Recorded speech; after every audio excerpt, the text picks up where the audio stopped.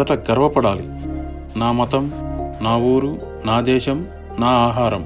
మనలో ఎంతమంది నగరాల్లో బర్గర్లు తింటున్నారు? అదేమైనా మన దేశ ఆహారమా?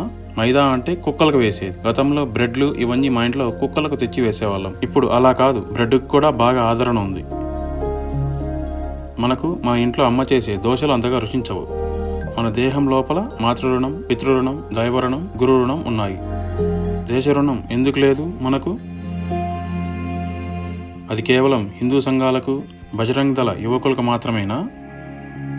ప్రతి ఒక్కరూ ఒక తాలూకాను, నేను 2 జిల్లాలను దత్తత తీసుకుంటా. ప్రతి ఒక్కరూ ఒక మఠాన్ని, ఒక్కొక్క ఊరిలో 4-5 మఠాలున్నాయి. అందరం ఒక్కొక్క ఊరుని దత్తత తీసుకుందాం. అది ఎలా అవుతుందో మత మార్పిడి మనము చూద్దాం. అది ఎలా అవుతుంది? అవకాశమే లేదు కదా. సరైన సరిహద్దులు విధిస్తే.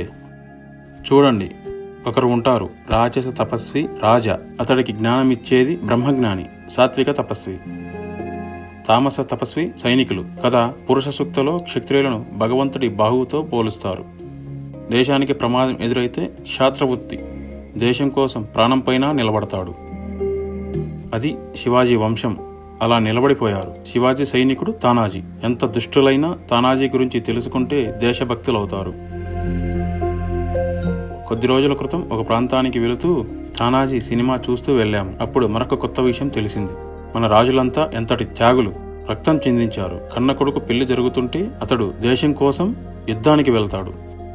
యువతంతా ఒక పని చేయాలి. మన మనసులో ఉన్న హిందూ మతాన్ని నాశనం చేస్తున్న పైత్యం ఒకటి ఉంది, జాతి. మొదట దాన్ని మనలోంచి తీసేయాలి. ఒక జాతి చాలు. మనం భారతీయులం, మన హిందువులం చాలు కదా.